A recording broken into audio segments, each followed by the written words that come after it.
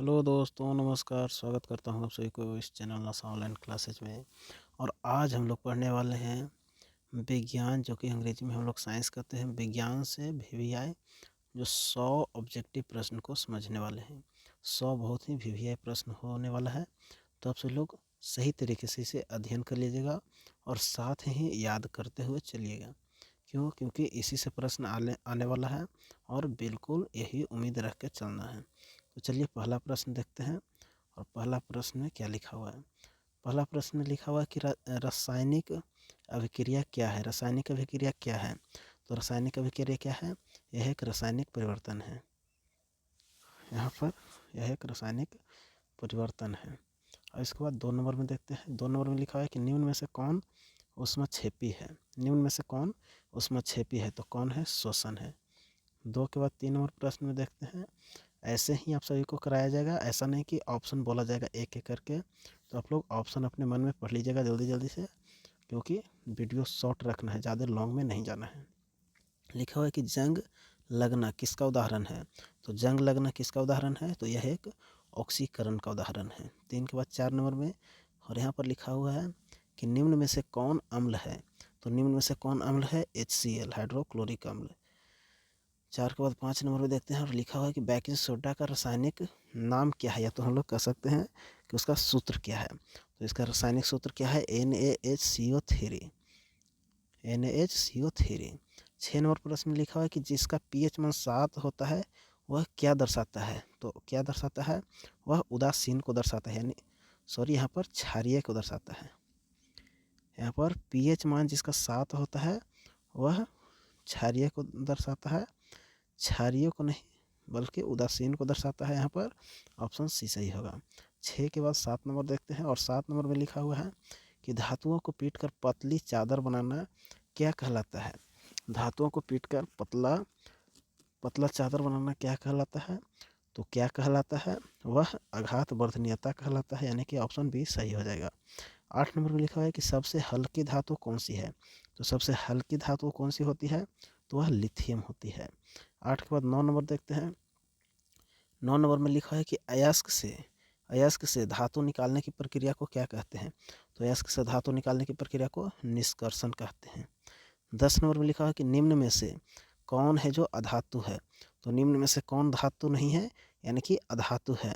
तो कौन है? वह एक सल्फर है जो कि अधातु है, धातु नहीं। यहाँ पर लिखा हुआ है कि निम्न धातु का SI इकाई क्या है। यहाँ पर विद्युत धारा का SI इकाई क्या है। तो विद्युत धारा का SI इकाई या तो मात्रक भी कह सकते हैं। तो विद्युत धारा का ऐसा मात्रक क्या होता है? एम्पियर होता है, यानी कि इसका सी ऑप्शन बिल्कुल सही होगा। 11 के बाद 12 नंबर देखते हैं, और यहाँ पर लिखा है कि ओम का नियम किससे संबंधित है। जो ओम का नियम है वो किससे संबंधित है? वह धारा से संबंधित है। 12 के बाद 13 नंबर में देखते हैं, और लिखा हुआ कि विद्युत शक्ति का सूत्र क्या है। तो विद्युत शक्ति का सूत्र क्या है? V गुना में I है। उसके बाद 14 नंबर प्रश्न में देखते हैं, लिखा हुआ है कि उत्तल लेंस किस प्रकार का होता है। तो उत्तल लेंस किस प्रकार का होता है? यह अभिसारी होता है, यानी कि ऑप्शन ए सही होगा। 14 के बाद 15 नंबर में देखते हैं, और यहाँ पर लिखा है कि अवतल दर्पण में प्रतिबिंब कब वास्तविक होता है। अवतल दर्पण में प्रतिबिंब कब वास्तविक होता है? तो कब वास्तविक होता है? फोकस के बाहर, यानी कि ऑप्शन सी सही होगा। यहाँ पर 16 नंबर में लिखा हुआ है कि मानव आँख में कौन सा भाग प्रकाश को फोकस करता है। तो कौन सा भाग है जो प्रकाश को फोकस करता है? तो वह लेंस है। मानव में लेंस होगा इसका बिल्कुल सही ऑप्शन। 16 के बाद 17 नंबर में देखते हैं, लिखा हुआ है, यहाँ पर लिखा है कि निकट दृष्टि दोष को कैसे सुधारा जाता है। तो निकट दृष्टि दोष को कैसे सुधारा जाता है? तो अवतल लेंस को लगाकर। 17 के बाद 18 नंबर देखते हैं, और 18 नंबर पर लिखा हुआ है कि ध्वनि का चाल सर्वाधिक किस में होता है। तो ध्वनि का चाल सर्वाधिक किस में होता है? तो वह ठोस में होता है, यानी कि इसका सी ऑप्शन सही हो जाएगा। उसके बाद 18 के बाद 19 नंबर देखते हैं, और लिखा हुआ है कि ध्वनि तरंगे कैसी होती है। ध्वनि तरंगे कैसी होती है? तो अनुदैर्घ्य होती है, यानी कि ऑप्शन बी इसका बिल्कुल सही होगा। 19 के बाद 20 नंबर में लिखा हुआ है कि आवृत्ति का ऐसे मात्रक या ऐसा इकाई क्या होता है। तो आवृत्ति का ऐसा इकाई क्या होता है? हर्ज होता है, यानी कि ऑप्शन सी सही होगा। उसके बाद 21 नंबर में देखते हैं, और लिखा हुआ है कि गुरुत्वाकर्षण का नियम किसने दिया? तो गुरुत्वाकर्षण का नियम किसने दिया था? वह न्यूटन ने दिए थे, यानी कि इसका जो ऑप्शन बी है वह बिल्कुल सही होगा। 21 के बाद 22, और 22 में लिखा है कि भार किस पर निर्भर करता है? भार जो है वह किस पर निर्भर करता है? द्रव्यमान, गुरुत्व, स्थान। तो यहाँ पर इसका बिल्कुल सभी सही आंसर हो जाएगा, यानी कि ये सभी पर निर्भर करता है। 22 के बाद 23 नंबर, 23 नंबर में लिखा है कि दाब का सूत्र क्या है? तो दाब का सूत्र जो होता है वह क्या होता है? एफ इंटू एफ बट्टा में ए। 23 के बाद 24 नंबर देखते हैं, और 24 नंबर में लिखा हुआ है कि उत्प्लावन बल का सिद्धांत किसने दिया? तो उत्प्लावन बल का सिद्धांत किसने दिया? आर्किमिडीज ने दिए थे। 24 के बाद 25 नंबर में लिखा है कि कार्य का ऐसे मात्रक क्या है? तो कार्य का ऐसे मात्रक क्या होता है? जूल होता है, यानी कि ऑप्शन बी बिल्कुल सही होगा। 25 के बाद 26 नंबर देखते हैं, और 26 नंबर में लिखा हुआ है कि जीवन का सबसे छोटा इकाई क्या है? जीवन की सबसे छोटी इकाई क्या है? तो वह एक कोशिका है, यानी कि इसका सी ऑप्शन सही हो जाएगा। 27 नंबर प्रश्न को देखते हैं, और 27 नंबर में लिखा है कि कोशिका का ऊर्जा गृह कौन सा है? कोशिका का ऊर्जा गृह कौन सा है? तो वह कौन है? माइटोकॉन्ड्रिया, यानी कि बी ऑप्शन बिल्कुल सही होगा। 28 नंबर प्रकाश संश्लेषण किस में होता है? तो प्रकाश संश्लेषण किस में होता है? तो यह जो होता है क्लोरोप्लास्ट में होता है, यानी कि क्लोरोफिल जिसके कारण हरा होता है उसी में होता है क्लोरोप्लास्ट, यानी कि ऑप्शन सी बिल्कुल सही होगा। 28 के बाद 29 नंबर में, 29 नंबर लिखा है कि मनुष्य में कितने गुणसूत्र, यहाँ पर गुणसूत्र लिखा हुआ है, मनुष्य में कितने गुणसूत्र होता है? तो मनुष्य में कितने गुणसूत्र होते हैं? 46 होते हैं, यानी कि इसका सी ऑप्शन बिल्कुल सही होगा। 29 के बाद 30 नंबर, और 30 नंबर में लिखा हुआ है कि रक्त का लाल रंग किसके कारण होता है?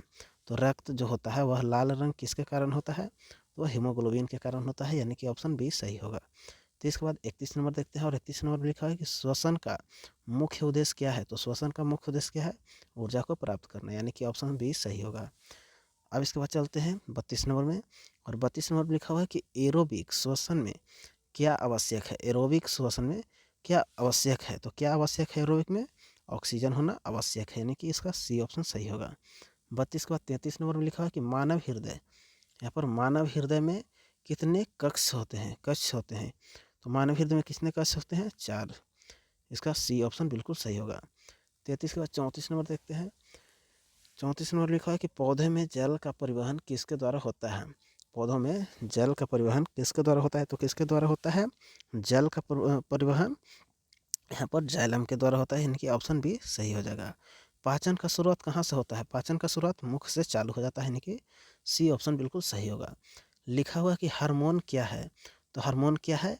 यह एक प्रकार का क्या है? रसायन है, यानी कि ऑप्शन बी बिल्कुल सही होगा। 36 को 37 नंबर में लिखा हुआ है कि इंसुलिन हार्मोन किसमें या किससे संबंधित है? तो इंसुलिन जो हार्मोन है वह किससे संबंधित है? वह शर्करा से संबंधित है, यानी कि इसका भी सी ऑप्शन बिल्कुल सही होगा। 38 नंबर में लिखा हुआ है, यहाँ पर ध्यान देते हुए चलना है और समझते हुए चलना है। लिखा हुआ कि पौधों की वृद्धि किस हार्मोन से होती है? पौधों की जो वृद्धि होती है वह किस हार्मोन के कारण होता है? तो ऑक्सिन हार्मोन के कारण होता है, यानी कि इसका ए बिल्कुल सही होगा।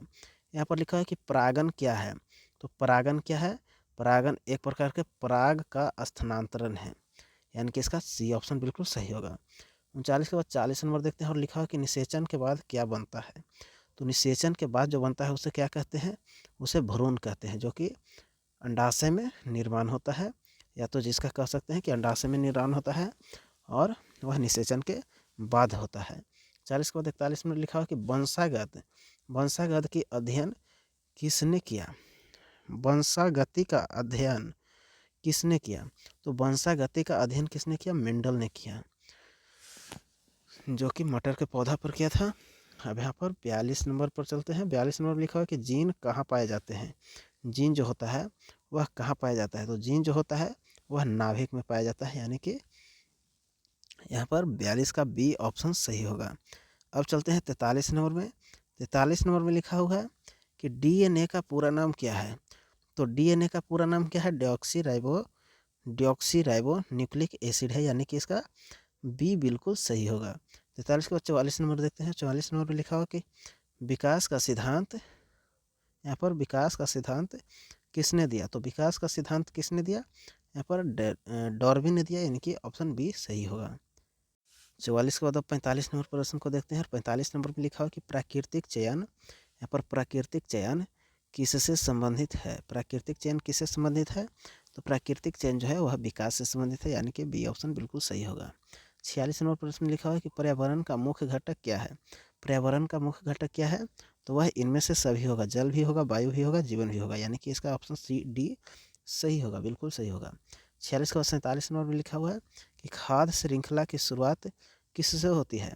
जो खाद्य श्रृंखला होता है उसका शुरुआत किससे होता है? तो उत्पादक से होता है, यानी कि ऑप्शन संख्या सी इसका बिल्कुल जो है वह सही होगा।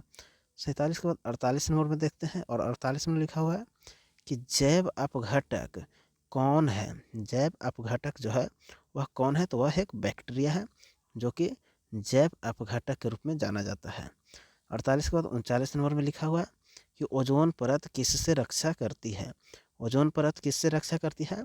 तो वह यूवी किरण से रक्षा करती है, यानी कि ऑप्शन संख्या इसका सी बिल्कुल सही होगा। अब इसके बाद 49 के बाद 50 नंबर प्रश्न को देखते हैं और 50 नंबर लिखा हुआ है कि जैव विविधता का अर्थ क्या है? तो जैव विविधता का अर्थ क्या होता है? जीवों में विविधता, यानी कि सी ऑप्शन बिल्कुल सही होगा।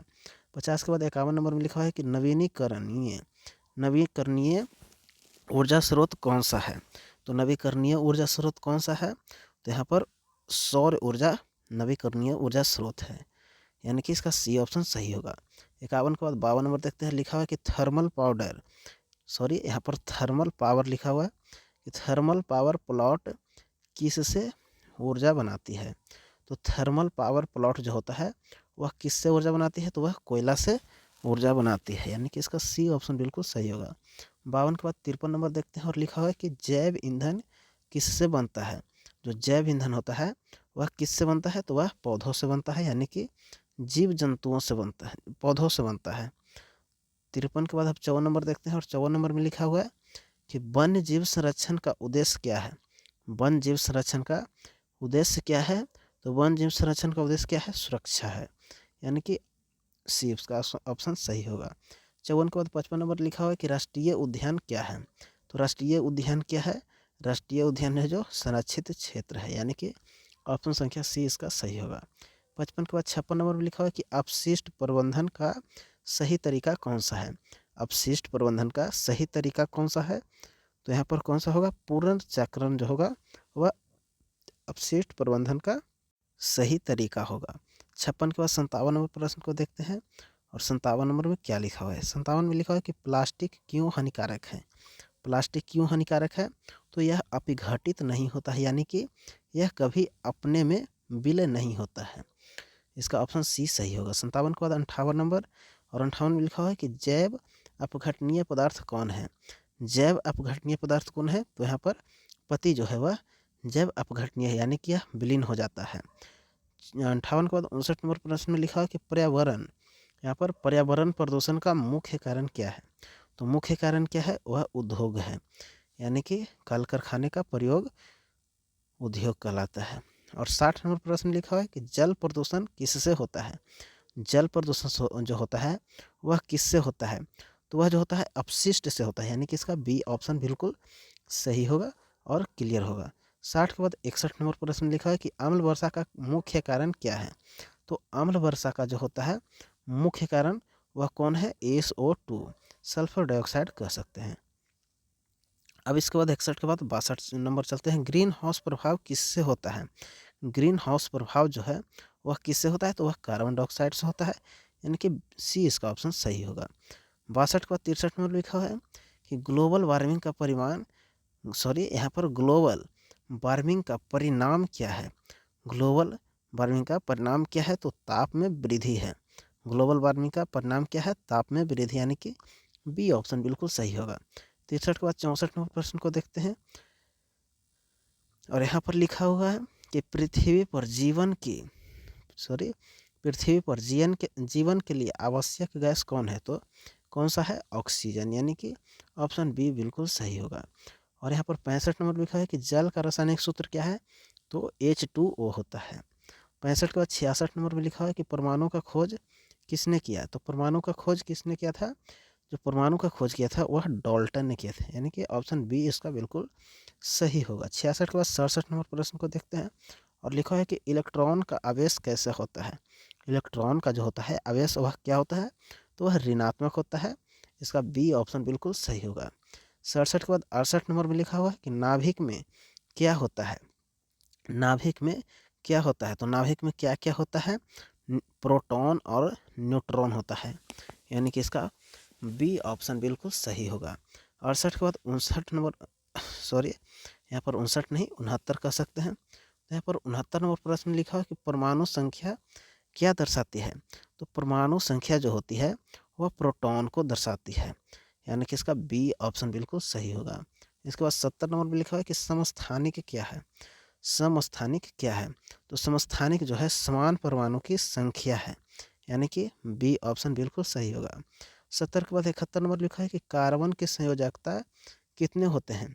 तो कार्बन की संयोजकता कितना होता है, 4 होता है। इस प्रकार से हम लोग करते हैं, इस प्रकार से भी समझ सकते हैं कि कार्बन का जो संयोजकता होता है वह 4 होता है। संयोजकता ये नहीं था, दूसरा होता है। यहाँ पर लिखा है कि एथेन का सूत्र क्या है। एथेन का जो सूत्र होता है वह क्या है, C2H6 है, यानी कि बी ऑप्शन बिल्कुल सही होगा। यहाँ पर लिखा है कि एल्कोहल में कौन सा समूह होता है। एल्कोहल में कौन सा समूह होता है, तो OH होता है, OH होता है। यहाँ पर 73 के बाद 74 नंबर लिखा है कि साबुन किससे बनता है, अम्ल, क्षार या वसा या लवण से। तो किससे बनता है, साबुन यहाँ पर यहाँ पर साबुन जो बनता है वह किससे बनता है, वसा से बनता है, यानी कि इसका सी नंबर ऑप्शन बिल्कुल सही होना चाहिए और सी बिल्कुल सही है। 75 नंबर में लिखा है कि डिटर्जेंट का लाभ क्या है। डिटर्जेंट का लाभ क्या है, कठोर जल में कार्य करता है, विषैला होता है, भारी होता है या महंगा होता है। तो डिटर्जेंट का जो लाभ है, डिटर्जेंट का जो लाभ है वह क्या है, तो डिटर्जेंट का यहाँ पर लाभ जो है वह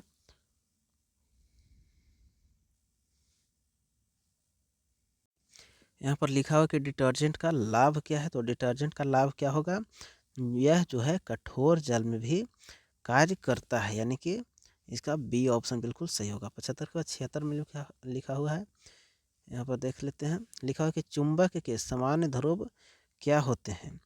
चुंबक के जो सामान्य ध्रुव होता है वह क्या होता है, तो वह विकर्षण होता है, यानी कि एन और एस, एस और एन, ये जो होता है ये दोनों आपस में कभी नहीं चिपकेगा, यानी कि यह विकर्षित होता है। 76 के बाद 77 नंबर में लिखा हुआ है कि विद्युत मोटर किस सिद्धांत पर कार्य करता है।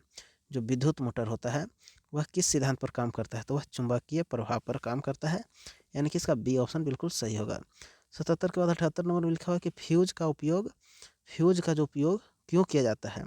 फ्यूज का जो हम लोग उपयोग करते हैं क्यों करते हैं, तो किस लिए करते हैं, सुरक्षा के लिए करते हैं, तो इसका बी ऑप्शन बिल्कुल सही होगा। 78 के बाद 79 नंबर में चलते हैं और यहाँ पर लिखा है कि ट्रांसफार्मर जो है किस धारा पर कार्य करता है। तो ट्रांसफार्मर जो है किस पर कार्य करता है, वह डीसी पर काम करता है, यानी कि इसका बी ऑप्शन, डीसी नहीं यहाँ पर एसी लिखा हुआ है, एसी पर काम करता है, यानी कि बी ऑप्शन बिल्कुल सही होगा।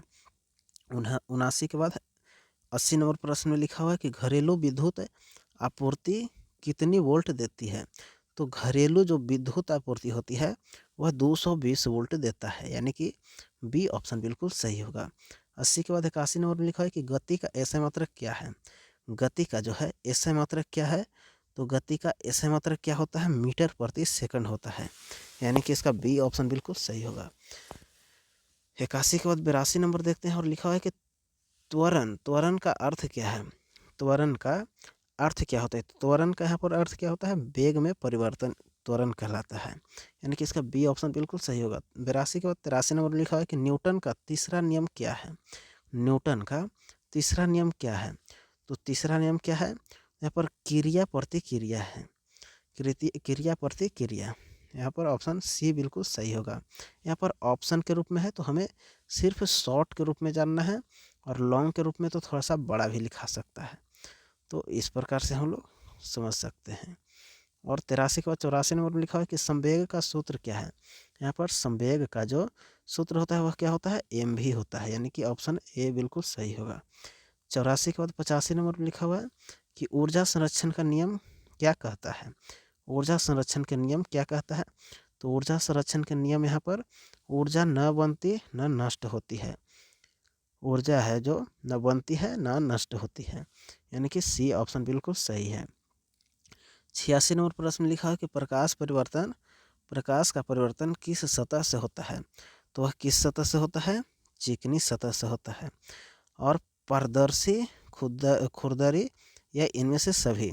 तो 86 को बताना है कि यहाँ पर जो प्रकाश का परिवर्तन होता है वह किस सतह पर होता है, तो वह चिकनी सतह पर होता है।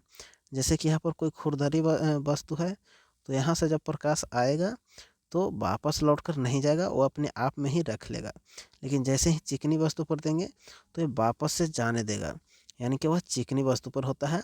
यहाँ पर लिखा है कि अपवर्तन क्या है, अपवर्तन जो है वह क्या है, तो अपवर्तन क्या है, यह एक मुड़ाव भी कह सकते हैं या मुड़ना है, यानी कि ऑप्शन संख्या इसका बी बिल्कुल सही होगा। 87 के बाद 88 नंबर प्रश्न को देखते हैं। तो यहाँ पर 88 नंबर प्रश्न में क्या लिखा हुआ है देखते हैं। लिखा है कि प्रिज्म किससे संबंधित है, तो प्रिज्म जो है वह किससे संबंधित है, वह प्रकाश से संबंधित है, यानी कि बी ऑप्शन बिल्कुल सही है। इंद्रधनुष में कितने रंग होते हैं, तो इंद्रधनुष में 7 रंग होते हैं, यानी कि इसका सी ऑप्शन बिल्कुल सही होगा। 89 के बाद 90 नंबर में लिखा है कि लाल रंग का विचलन कैसे होता है, तो लाल रंग का विचलन कैसा होता है, तो बहुत कम होता है, यानी कि ऑप्शन बी बिल्कुल सही होगा। यहाँ पर लिखा है कि मानव आँख का रंग किससे नियंत्रित होता है, मानव आँख का रंग किससे नियंत्रण है, तो मानव आँख का रंग नियंत्रण किससे है, तो वह आयरिस से है, यानी कि ऑप्शन सी बिल्कुल सही होगा। 92 नंबर में लिखा है कि बहुदृष्टि दोष किस आयु में होता है, बहुदृष्टि दोष किस आयु में होता है, तो वह वृद्धावस्था में होता है, यानी कि बुढ़ावस्था में। सी ऑप्शन बिल्कुल सही होगा। 92 के बाद 93 नंबर लिखा हुआ है कि ध्वनि का तीव्रता किस पर निर्भर करती है, ध्वनि का तीव्रता किस पर निर्भर करती है, सॉरी यहाँ पर निर्भर लिखा हुआ है, निर्भर करती है, किस पर निर्भर करती है, तो यह आयाम पर करती है, यानी कि बी इसका ऑप्शन बिल्कुल सही होगा।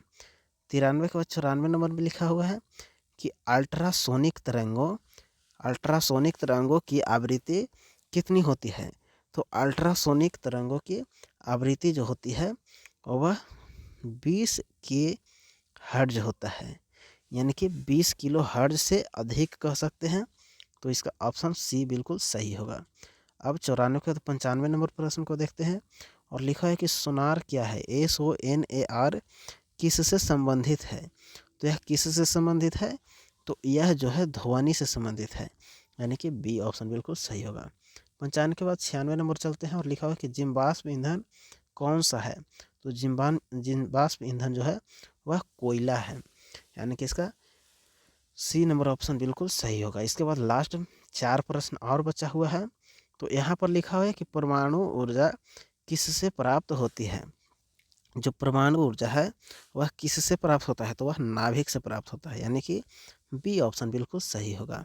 97 के बाद 98 नंबर लिखा हुआ है कि जैविक खेतों का क्या लाभ है, या कह सकते हैं कि जैविक खेती का क्या लाभ है, तो यह पर्यावरण सुरक्षा, कह सकते हैं कि पर्यावरण सुरक्षित रहता है या दूषित नहीं होता है, तो सी इसका ऑप्शन बिल्कुल सही होगा। 98 के बाद 99 नंबर लिखा हुआ है कि पर्यावरण दिवस कब मनाया जाता है, जो पर्यावरण दिवस है वह कब मनाया जाता है, तो 5 जून को मनाया जाता है, यानी कि ए ऑप्शन बिल्कुल सही होगा। और यहाँ पर लास्ट प्रश्न एक और है 99 के बाद 100 नंबर में लिखा हुआ है कि विज्ञान का मुख्य उद्देश्य क्या है, तो विज्ञान का मुख्य उद्देश्य जो है वह क्या है, वह तथ्य समझना है, यानी कि इसका ऑप्शन बी बिल्कुल जो है वह सही होगा। लास्ट में आप सभी का 100 प्रश्न जो था वह बिल्कुल समाप्त हो चुका है। यहाँ पर आप सभी को एक बात बता दिया जा रहा है और वह क्या है, चलिए बस इतना ही है।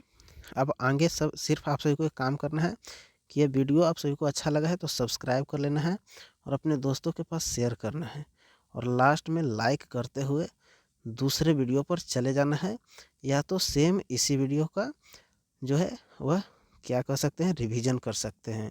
तो चलिए वीडियो को करते हैं द एंड। धन्यवाद। जय हिंद।